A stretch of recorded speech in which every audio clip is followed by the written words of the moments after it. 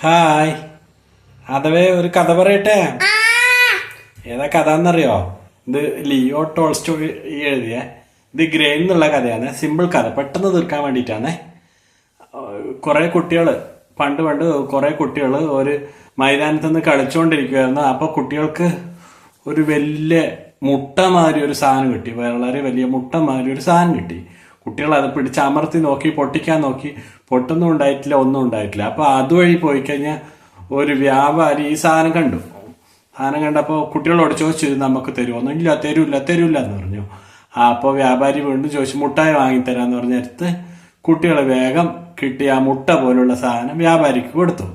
വ്യാപാരി അതെന്തോ അമൂല്യമായിട്ടുള്ള സാധനമാണ്, എന്തായാലും മുട്ടയല്ല, ഇതെന്താന്നുള്ളത് അറിയുന്നുമില്ല. അപ്പോൾ വ്യാപാരി വേഗം ആ സാധനം വേറെ ഒരാൾക്ക് കൈമാറി വലിയ പൈസ കൊടുത്തു. അയാൾ വേറെ ആൾക്ക് വലിയ പൈസ കൊടുത്തു. അങ്ങനെ അതൊരു ലേലം എന്ന് പറഞ്ഞു കഴിഞ്ഞാൽ വലിയ പൈസക്ക് ഒരു സാധനം, അമൂല്യമായ വസ്തുക്കൾ വലിയ പൈസ കൊടുത്ത് ലേലം ചെയ്ത് വാങ്ങുന്നതിനാണ് ലേലം എന്ന് പറയുക കേട്ടോ. ഒരുപാട് ആൾ ഒരേ സാധനത്തിന് പൈസ ഇങ്ങനെ പറയും. ഇപ്പൊ നീ ഒരു മുട്ട കൊടുക്കുന്നെങ്കിൽ മുട്ടക്ക് ഒരാൾ 5 രൂപ പറഞ്ഞു കഴിഞ്ഞാൽ അടുത്ത ആൾ 6 രൂപ പറയും. അതാണ് ലേലം കേട്ടോ. അങ്ങനെ ലേലം വിളിക്കുന്ന ആൾ എടുത്തോണ്ട് പോയി അവിടുന്ന് അയാളെ കയ്യിന്ന് രാജാവ് സംഭവം കൊണ്ടുപോയി. രാജാവ് ഈ സാധനം കണ്ടിട്ട് അവിടെയുള്ള പണ്ഡിതന്മാരെല്ലാം വിളിച്ചു വരുത്തി, ഇതെന്താണ് സാധനം എന്ന് ചോദിച്ചു. പണ്ഡിതന്മാര് പരിശോധിച്ചു, ഇതെന്താണെന്ന് മനസ്സിലായില്ല. പണ്ഡിതന്മാര് അവിടെയുള്ള ഗ്രന്ഥങ്ങളെല്ലാം പഠിച്ചു നോക്കി, ഇതെന്താണെന്ന് മനസ്സിലാക്കാൻ പറ്റിയിട്ടില്ല. ഉടനെ തന്നെ പണ്ഡിതന്മാരെന്ത് ചെയ്തു, കണ്ടുപിടിക്കാന്ന് പറഞ്ഞിട്ട് അവിടെ വെച്ചു. അങ്ങനെ ആ മുട്ട പോലെയുള്ള സാധനം ഒരു ദിവസം ജനലിന്റെ സൈഡിന് വെച്ചു. അപ്പോൾ ഒരു കാക്ക വന്നു കൊത്തി ആ മുട്ട പോലെയുള്ള സാധനത്തിന് ചെറിയ ദ്വാരം ഉണ്ടായി. അപ്പൊ അതെന്തോ വിത്താന്നുള്ള കാര്യം മനസ്സിലായി. കണ്ടു കഴിഞ്ഞാൽ ഒരു വിത്ത് പോലെയുണ്ട്, മനസ്സിലായി. രാജാവ് വീണ്ടും ആശ്ചര്യം, ഇതെന്ത് വിത്താണെന്നുള്ളത് കണ്ടുപിടിക്കാൻ പറ്റുമെന്ന് പണ്ഡിതന്മാരോട് ചോദിച്ചു കഴിഞ്ഞാൽ പണ്ഡിതന്മാർ പറഞ്ഞു, നമ്മളെ പുസ്തകങ്ങളിലൊന്നുമില്ല, നമുക്ക് എന്താ പറയാ, കൃഷി ചെയ്യുന്ന കൃഷിക്കാരോട് ചോദിക്കാന്ന് പറയും. എന്നിട്ട് ഈ പ്രായമുള്ള കൃഷിക്കാരുണ്ടോ എന്ന് ചോദിച്ചിട്ട് അന്വേഷിക്കും. അങ്ങനെ ഈ രാജാവിന്റെ ദൂതന്മാര് ഒരു നടക്കാൻ വയ്യാതെ മുതുമുത്തച്ഛനെ കൂട്ടിയിട്ട് വരും. അന്നത്തെ മാതിരി തന്നെ കൂട്ടിയിട്ട് വന്നു. എന്നിട്ട് രാജാവിന്റെ മുമ്പിൽ നിർത്തിയപ്പോ അയാളിങ്ങനെ തിരിച്ചു മറിച്ചുമൊക്കെ നോക്കി. അപ്പൂപ്പനാ, നല്ല പ്രായമുണ്ട്. എന്നിട്ട് അയാൾ പറഞ്ഞു, എനിക്കെന്താണെന്ന് ഇത് മനസ്സിലാകുന്നില്ല, ഒരു പക്ഷെ എന്റെ അച്ഛൻ ഈ കാര്യം അറിയായിരിക്കും, എന്റെ അച്ഛനോട് ചോദിച്ചു കഴിഞ്ഞാൽ ഇതെന്താണെന്നുള്ള കാര്യം മനസ്സിലാകുന്നു പറഞ്ഞു. ഇത്രയും പ്രായമുള്ള അപ്പൂപ്പൻ അച്ഛനോ?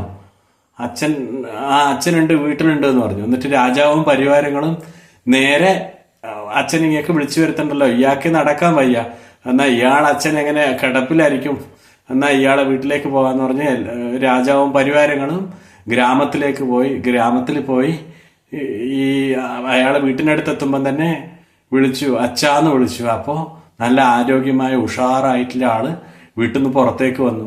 അപ്പൊ ഇയാൾ അച്ഛനാണോ? ഈ അപ്പൂപ്പനെ പോലെയുള്ള ഒരാൾ അച്ഛനാണോ അയാളെന്ന് കണ്ടാൽ തോന്നൂല. അത്രയും ആരോഗ്യവും ഊർജ്ജസ്വലനുമായിട്ടുള്ള ഒരു മനുഷ്യൻ പുറത്തേക്ക് വന്നു.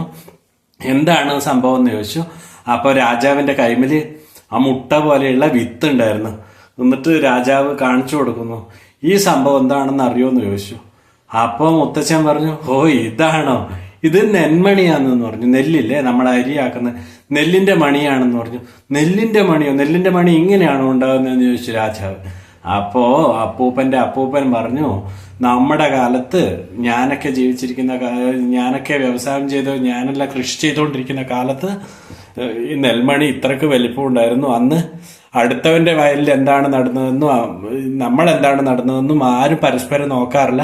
എല്ലാവരും വളരെ സന്തോഷത്തോടെ അസൂയയില്ലാതെ കൃഷി ചെയ്യുന്നു, ജീവിക്കുന്നു, മറ്റുള്ളവരുള്ള എന്ത് പണിയെടുക്കുന്നു, എങ്ങനെ ജോലി ചെയ്യുന്നു എന്നുള്ള കാര്യങ്ങളൊന്നും നമ്മൾ നോക്കാറില്ല. അതുകൊണ്ട് എല്ലാവരെയും മനസ്സും വിശാലമായിരുന്നു. നമുക്ക് എന്ത് കിട്ടുവാണെങ്കിലും അടുത്ത വീട്ടുകാർക്കും അടുത്ത ഗ്രാമങ്ങളിലും കൊടുക്കും.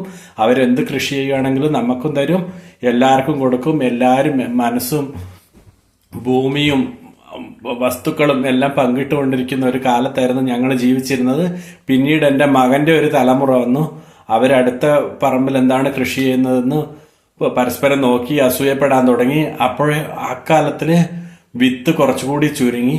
പിന്നീടുള്ള കാലങ്ങളിൽ ചുരുങ്ങി ഇപ്പോഴുള്ള അളവിന് നെല്ലിൻ്റെ വിത്ത് ഇപ്പോഴുള്ള അളവിന് ഇപ്പോഴാണ് ആയത് എന്ന് പറഞ്ഞു. അപ്പോൾ മനസ്സ് വിശാലമായിരുന്നാൽ എന്ത് സംഭവവും എല്ലാവർക്കും ഉപയുക്തമായിട്ട് ഉണ്ടാവും.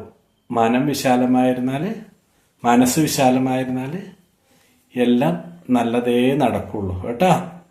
അപ്പോൾ അടുത്തവനെയും അതിൻ്റെ അപ്പുറത്തുള്ളവനെയും പറ്റി അസൂയപ്പെടാൻ പാടില്ല കേട്ടോ. അതിലിതിന് എന്തെങ്കിലും കിട്ടിയാൽ നീ അസൂയപ്പെടാൻ പാടില്ല കേട്ടാ. ഓനിന്ന് സ്കൂളിൽ പോകണ്ടെന്ന് പറഞ്ഞിട്ട് ഓന് സുഖമില്ലാത്തതുകൊണ്ട് സ്കൂളിൽ പോകാണ്ടിരിക്കുമ്പോൾ നിനക്ക് സ്കൂളിൽ പോകാതിരിക്കാൻ പാടില്ല കേട്ടാ. അങ്ങനെയാണ് നെൽമണി അടക്കം ചുരുങ്ങിപ്പോയതെന്ന ടോൾസ്റ്റോയിൻ്റെ ഒരു കഥ പറയുന്നത്. അപ്പോൾ കഥ എല്ലാവർക്കും ഇഷ്ടമായിട്ടുണ്ടാവും അല്ലേ? ഇഷ്ടമായെങ്കിൽ എന്തൊക്കെയാ ചെയ്യുക? ലൈക്ക് ചെയ്യുക, ഷെയർ ചെയ്യുക, സബ്സ്ക്രൈബ് ചെയ്യുക. Thank you.